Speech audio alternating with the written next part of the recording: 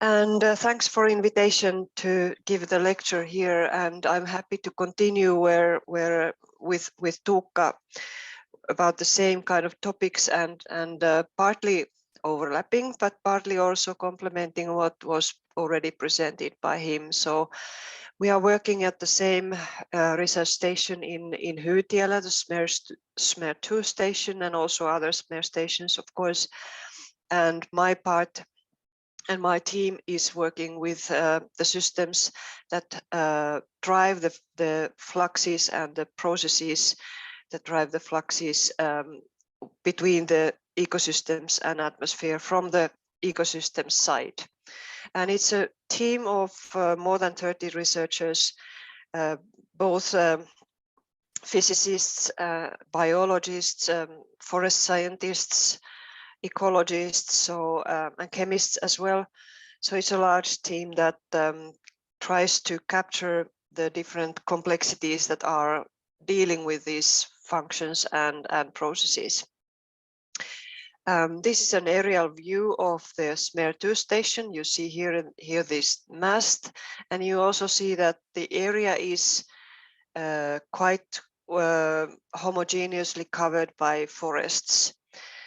But the forests are, of course, very dynamic features. The ecosystems are very dynamic in both temporal and spatial scales. So, for example, you have to know or have to understand the growth of the forests and how the different seasons affect the fluxes, how the age of the forest affects the fluxes, and also understand the flows between the forested ecosystem here and, for example, the lake that is here in the downstream catchment area. So I will be clarifying some fundamental kind of concepts, what we have been basing our measurements on, and then I will be showing you examples of different types of measurements at different scales. So first of all, our research questions are focusing in two main pillars. One is how ecosystems are affected by climate.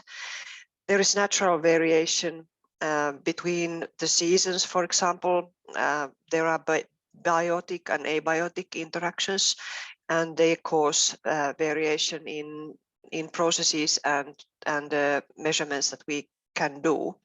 But then there is also, of course, the changing climate that has been influencing our site already for 30 years since we started in 1995 or 1990 in Värriö station. So this is one part of our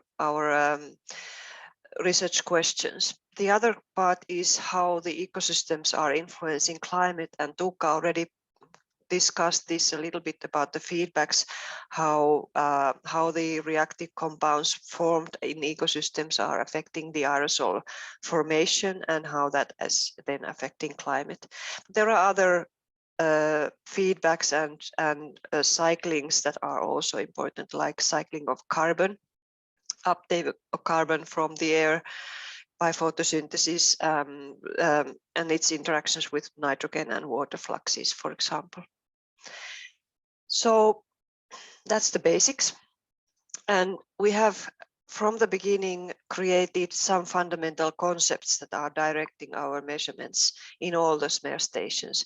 The baseline is that we want to address the climate relevant processes and components in the ecosystems. That's the challenge. And the figure here is the IPCC report on radiative forcing in components that are affecting the radiative forcing, and many of them, or almost all of them, are related to how ecosystems function. So we are interested in how the mass, energy and momentum are being conserved or converted to other forms by metabolic, physical and chemical processes in the systems. And these processes and the changes then generate fluxes, differences between concentration, temperature and pressure. And that's what we can measure. We can measure the differences between the concentrations, material energy flows, and we can also measure, of course, the structure of the system. What is the scale what we are interested in? And then from there we get from the fluxes we get the results, and then we start scaling up, looking at the small scale and stand scale, and then going to the regional and even global scales with of course modeling, not necessarily only measurements in there, and looking at the feedbacks at global level as well. And the basic connections here in this figure are that are related to ecosystems are in the lower part of the figure. The cycling of nitrogen, carbon, sulfur, and water, they all are connected to each other and they drive each other. And therefore, it's important to understand them not as separate cycles, but as a complex system that is dependent on how each of these cycles function. We also, when we are talking about ecosystems, we are often in a situation where humans can influence the ecosystems. We can, for example, manage the forest. Most of our forests in Finland are managed in one or another way. And of course, we are also interested in how this management affects these fluxes, because the way of, for example, mitigating climate change might be dependent on how we manage our forests. Also, we are interested in biodiversity changes, how that is affected by management, and also how that is reflected to the climate change systems. So all the processes are linked very much, and there are feedbacks. And we, for addressing these feedbacks and the complex systems, we have to do continuous measurements, long-term measurements with sufficiently high resolution and high accuracy. We have to understand what are the properties and functions that have to be measured, and then be able to develop tools for measuring them. And from the measurements, and together with our fundamental understanding of the processes, then we are able to create models that are describing the processes in a dynamic manner. So we not only develop statistical models to capture the uncertainties in measurements, but we also do process modeling to understand what is driving, for example, the water fluxes in an ecosystem. And this picture here in the right-hand side shows the linkages between carbon assimilation, the photosynthesis, and the transpiration, the water release from the systems. Each of the steps can be described in a functional equation. And for each of these equations, from our measurements, we can derive the parameters. So we do a lot of work to derive robust and sensible parameters for the models. But not all can be captured in field measurements. We have to do also manipulations. We do that in greenhouses or in field situations. For example, we do drought experiments to analyze what kind of relations the possible climate change related water deficiencies might have on our ecosystems and of the functioning of the forests. So working in all these scales is necessary to understand the systems in a dynamic way. So let's first look at the smaller scale measurements. And here in this figure, you will see when you look carefully, and when you get these slides in a PDF, you will see that there are these kind of small circles here and there. They are enclosures which are confined compartments of the system. And they are very easy to manipulate and easy to control in a systematic way, so that we can obtain, for example, gas fluxes or different physical parameters that are occurring when a leaf, for example, is enclosed in a enclosed system. I'm showing you here 3 types of enclosures. This first type is a stem enclosure. So we have systems where we have surrounded the tree stems with this kind of transparent material, and we can control fluxes in and out from that system and measure, for example, the carbon dioxide release, respiration from the trunks, and water fluxes, that is the transpiration of the trunks. We can also measure the reactive compounds from these enclosures. And when we measure them continuously, we can detect, for example, the relation between the respiration and ambient temperature, and that's shown here in this lower graph. So temperature, of course, is one of the main drivers in all biological processes. One other example of the stem measurements is the effect of permeability of the bark, the outer layer, which you can see here, the bark, to water when there is, for example, freezing or drought stress. And with this kind of enclosure measurements, we can measure the water losses through the bark and also freezing stress from for the trees that is then maybe causing some damages for the trees. We do measurements at the leaf level with these kind of shoot enclosures, either these kind of boxes or cylindrical ones. And the boxes are open most of the time. They close for a predetermined period, something like 10 times an hour. And from that, we can measure the changes in concentration in this box. When the tree or the leaf is photosynthesizing, it's taking up carbon dioxide from the box, air in the box, and from there we can calculate the photosynthesis rate.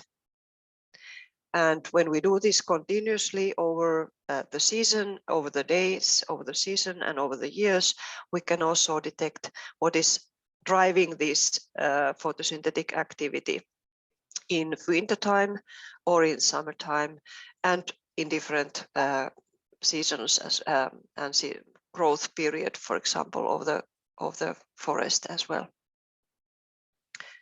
We can measure the emissions of these trace gases, reactive gases, and this is the time series of a couple of weeks, or a little bit more than a week in 1 year, which shows you the relation between the emission of 3 molecules from the shoots, acetaldehyde in green, methanol in red, and monoterpenes in blue. And these shoots of pine trees are very effective in producing these molecules to the air. There's also a strong seasonal pattern in emissions that can be detected from our measurements. And it has an effect on the aerosol production, like Tuukka said. The third type of chamber or enclosures is soil enclosures. You see here several different models of those. We want to detect with these chambers the forest floor and soil role in, for example, CO2 fluxes in the forest. And what can be said from that is that the soil is very heterogeneous, so there's a large number of measurements needed for getting proper understanding. But it's also very clear that forest floor and soil are key sources for carbon dioxide upward fluxes. So they are sources of CO2 in the air. And when the climate is changing, that is changing the important drivers, temperature and precipitation, that are very important in determining the soil fluxes overall in boreal conditions. So we will very likely see changes in soil fluxes over the next decades when the climate is changing. We also do measurements on other instruments than the chambers. This is an example of a dendrometer that is measuring the tree trunk diameter. And from that measurement, it's looking very simple. There's wires, there's a couple of bars, and then they are connected to each other, and there's some electricity included and data logging. And from that measurement, very simple measurement, we can use these measurements for analyzing the water transport within the trunk. We can analyze the growth of the trees, and we can also analyze the changes in osmotic concentration, sugar concentration within the tree xylem. And these are important measurements for understanding, for example, the sensitivity to drought of the ecosystem. Sap flow, similarly, very simple measurement. It's 2 electrical wires within the trunk that send heat in the lower one, since it's heating the system, and then we can measure the change of temperature here in the other one, and that shows us what is the flux of the sap in the xylem. How does that change over the daytime and nighttime, and also the seasonal dynamics. And this gives us also indication how well the trees are functioning, what is the relation between the trees and the soil systems. A third very simple measurement is the measurement of resin pressure in the stem. It's a simple pressure gauge that can be placed on the trunk, and the resin pressure can be measured. And we have been observing that the pressure of the resin is very strongly linked to the soil water concentration, soil water potential, but also there is relation to temperature, thermal expansion of the resin in the tree, and then also gas solubility and changes in bubble volume. But the main driver of the resin pressure is temperature. And when you look at, for example, here in these bars D or graphs D to G, you see that the oleoresin exudation pressure is given in bars. That's the atmospheric pressure.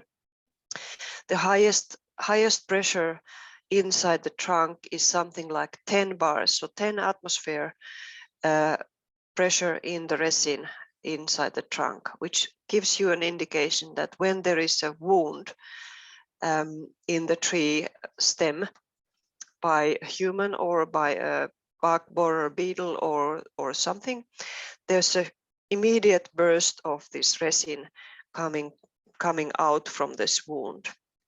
And that's a way of the tree to protect itself against this harmful event, sealing the wound and also giving a signal to the potential harmful pest that this is poisonous. It's smelling and tasting bad, so it should be avoided.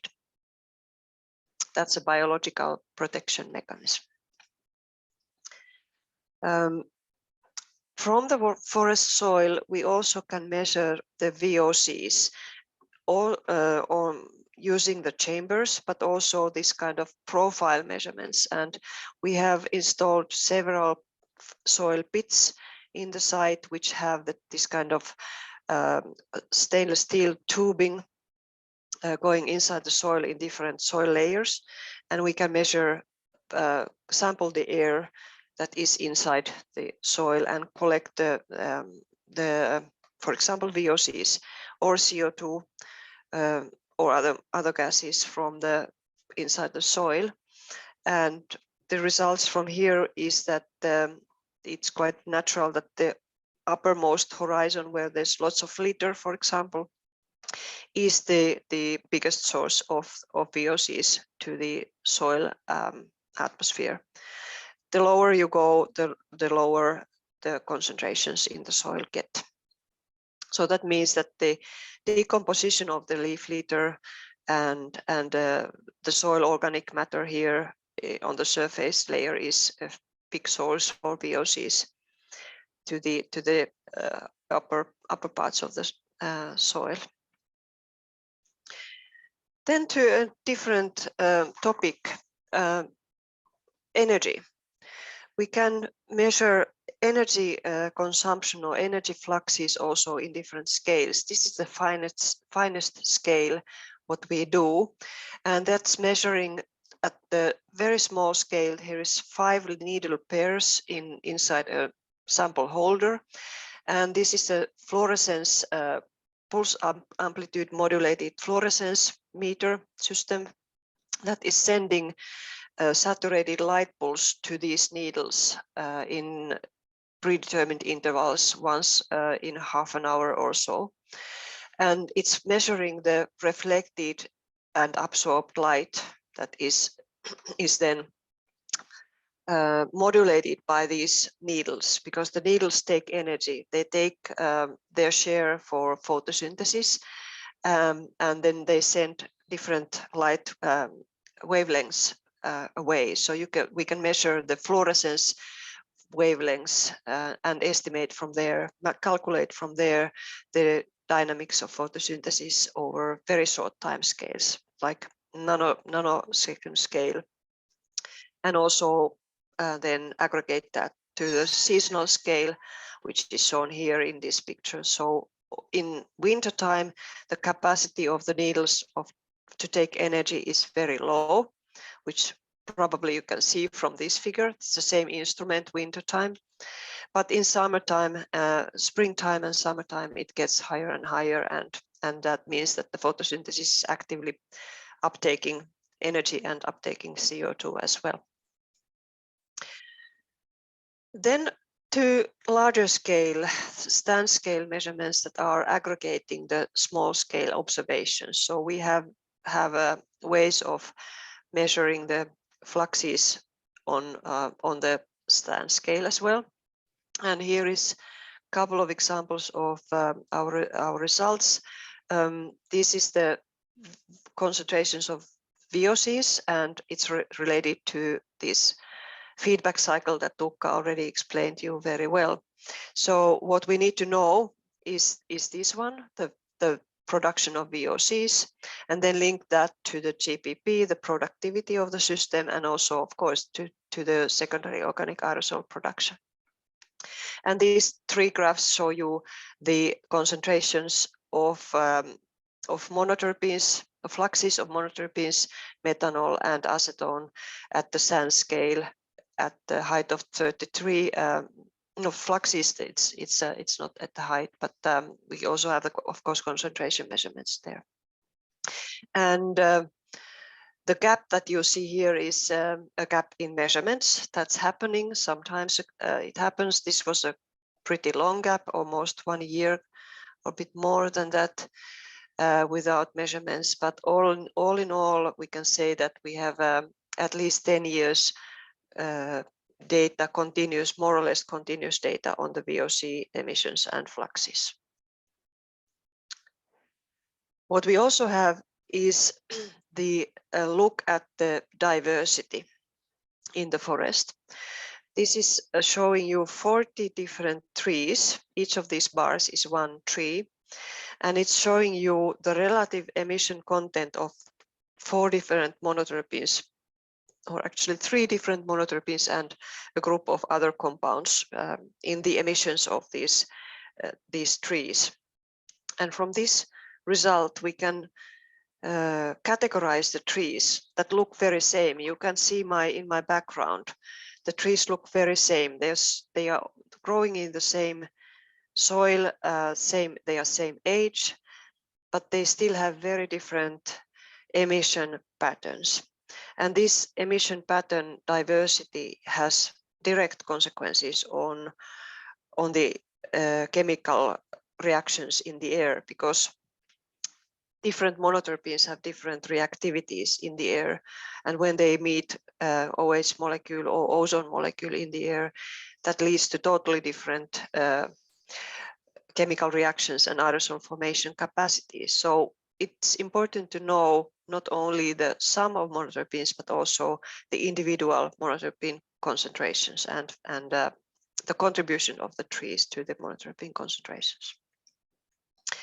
And here is another look at the atmospheric chemistry affected by chemodiversity. So these two alpha-pinene molecules that are same molecule but have a different enantiomeric composition. So one is the mirror image of the other. They have a totally different fluxes in the seasonal in the diurnal cycle. So this minus alpha-pinene is more or less stable throughout day and night, whereas plus alpha-pinene has high emissions over daytime and then very much lower over the nighttime. So there are diversity issues that are affecting the atmosphere, and there's also linked to the biological functions of these molecules, because they might be more effective to protection against herbivores that are taking a certain life cycle or active in daytime, for example. Then these molecules would be very useful for the trees. Okay, so in addition to the normal greenhouse gases and then these volatile reactive compounds, we also measure many other molecules. One of the important ones that has been measured lately is the carbonyl sulfide, COS or OCS. And it's taken up by the plants through the same pathway as CO2 during the photosynthesis. So it can be very easily used as a proxy for productivity. And this has been done at our site and several other sites as well. And also using the eddy covariance, the stand scale measurements, but also the branch chamber measurements. And from there, we can conclude that this COS exchange is very handy tool to have an independent measurements of the productivity and photosynthesis, for example, in the branch scale and ecosystem scale. Tuukka was mentioning already these lakes, platform over a lake. This is a photo of the raft that we have there. There is an eddy covariance system for measuring fluxes between the lake water and the air, radiation measurements, and also, of course, water temperature and light and CO2 inside the water column. And from there we can conclude, for example, the periods of ice when there's very little fluxes, of course, over between the lake and the air, and then in summertime increasing turbulence, increasing biological activity, creating these fluxes.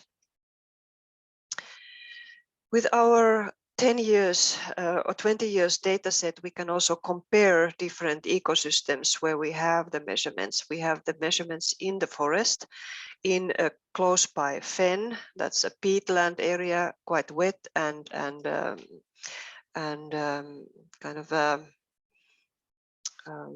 strong in methane production, like Tuukka said, and then there is this lake.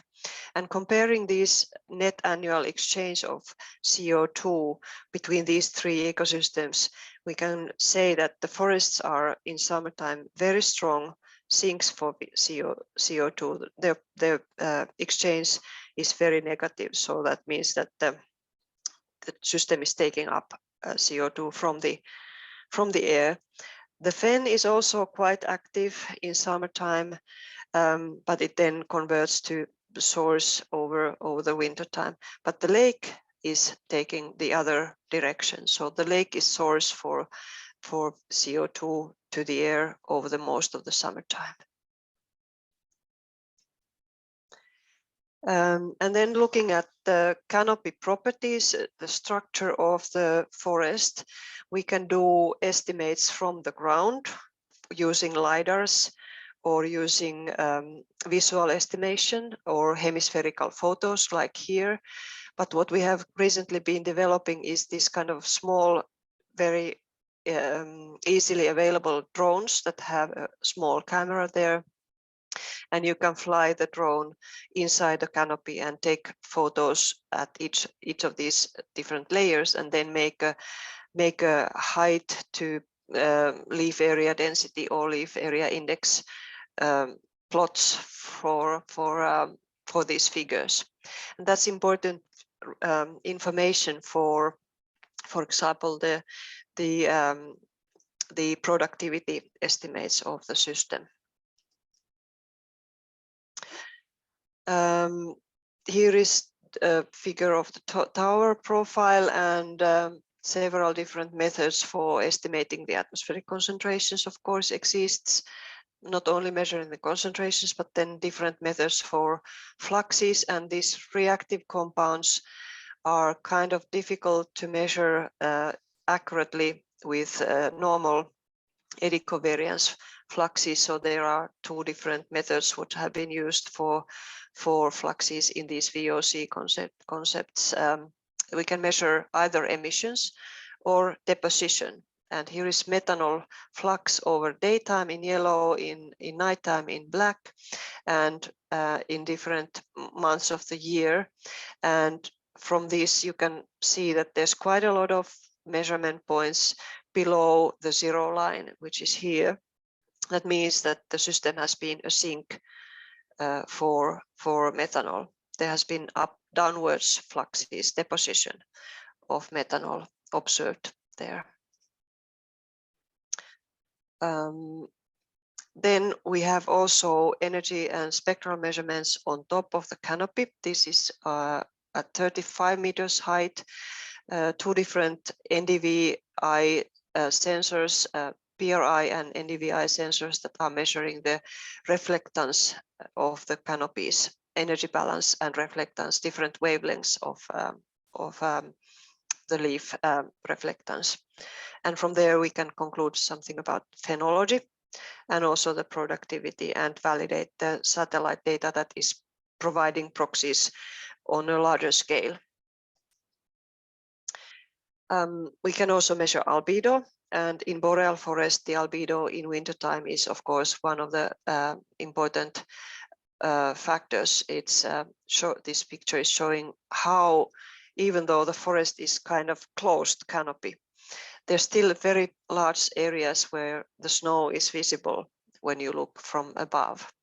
And this means that the reflectance of energy from the soil is quite important in wintertime in the boreal forest.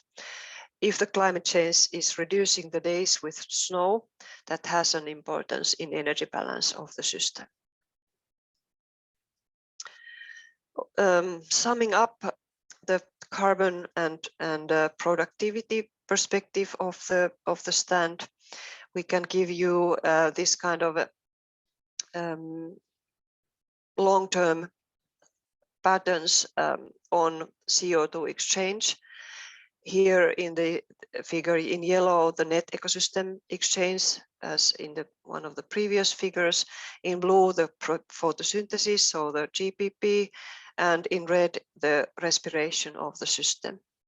And you see that there is quite seasonally systematic seasonal effects, of course, but there are also yearly differences. There are drier years, hotter years, which can be then identified from this picture as well. And then we have 2 times performed a small manipulation, first here in 2002 and the last time here in 2020, where we did a harvesting, and you can clearly see the result of the harvesting in decreased net ecosystem exchange, about half to the previous year's value. And in this GPP bar figure, you see also the same thing. So the photosynthesis in this harvesting, after this harvesting, was decreasing the photosynthesis level at about 20% of the previous year's value. Then a few words about the other greenhouse gases. Methane was mentioned regarding the peatlands. These are illustrations of time series of the peatland and with different instrumentation. Seasonal fluxes are clear here as well. The tile variability is small when the temperature is rather stable, but when the peat is warming up, there is diurnal pattern here seen as well. But the annual cycle is very strongly dependent on temperature of the peat and depth of the water table, and then of course the productivity of the mosses and other shrubs situated in the peatland. Overall, the site is always a source for methane. That's in this lowest panel. Something like 0.1, 0.15 grams per square meter in a day is the strength of the source.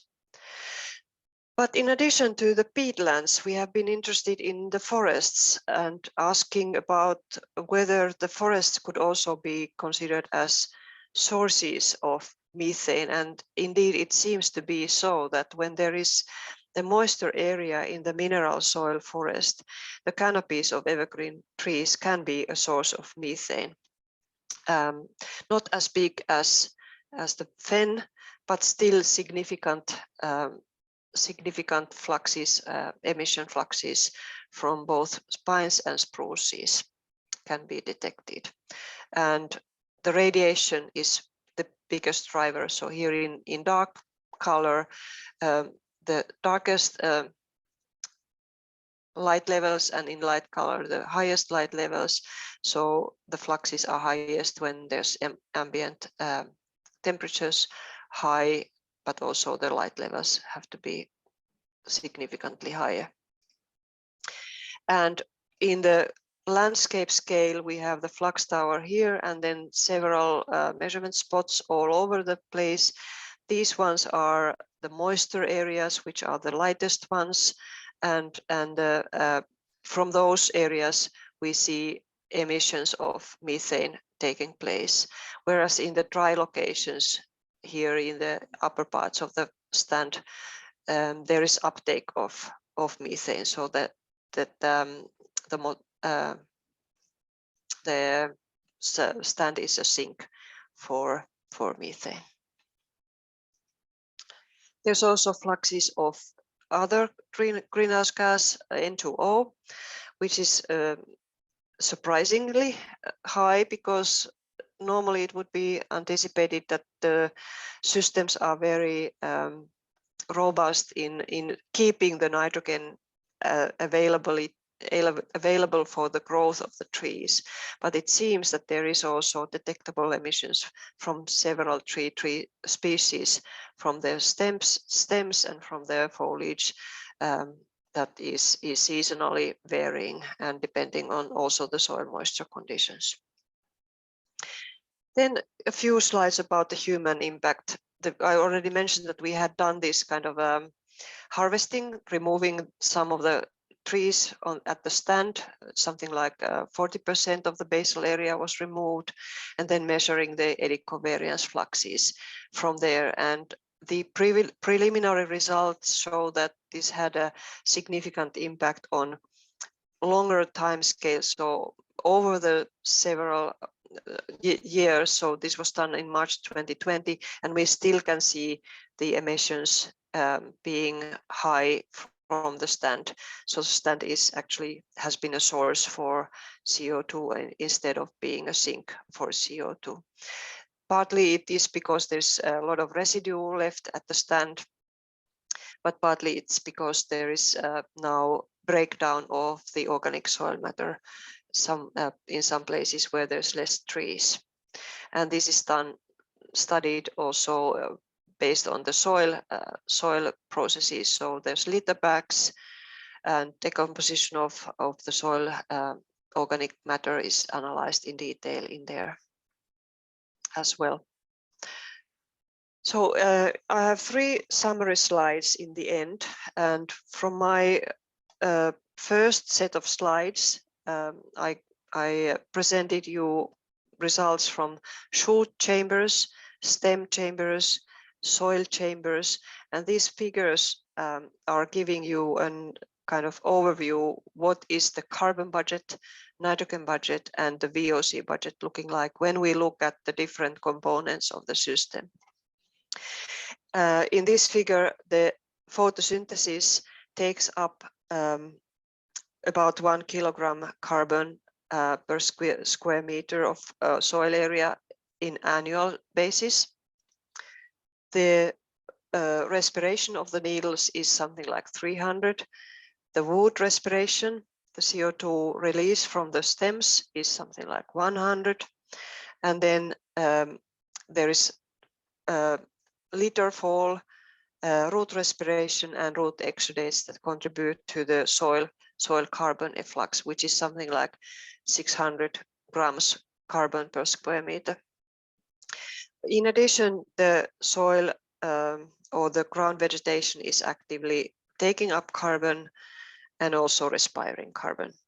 But when we look at the stand scale and sum these up and then take also the eddy covariance fluxes into comparison, we can say that this stand that is about 60 years old is a sink for carbon annually with 250 grams carbon per square meter per year.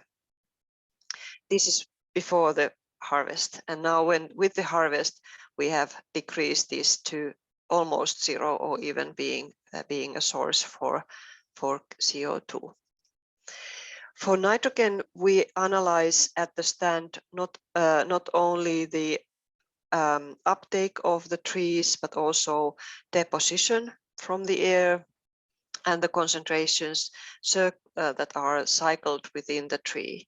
And we have created this kind of overarching understanding of the nitrogen budget, which shows important feature in boreal forest conditions, that a huge quantity, by far the biggest quantity of nitrogen, is in the soil. It's in the form of proteins in the soil, microbial proteins and humus proteins that are sitting in the soil and being actively decomposed at a certain level now, but when the temperature and moisture are changing in climate change, this pool of nitrogen might become available for plants use, and that means that there's huge boost for growth, for nitrogen to be used in growth, which is a feedback that is very difficult to quantify at this point, but